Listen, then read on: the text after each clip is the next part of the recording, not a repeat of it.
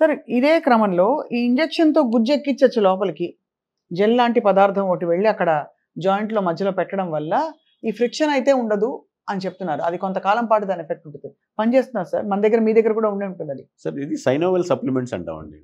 So synovial supplements అంటే already ఒక వయసుతో పాటు వెళ్ళేటప్పుడు గుజ్జు తగ్గిపోతూ ఉంటుంది కాబట్టి హ్మ్. వారికి సైనోవెల్ సప్లిమెంట్స్ ఇస్తాం. అది కూడా ఏ స్టేజ్‌లో ఇస్తాము?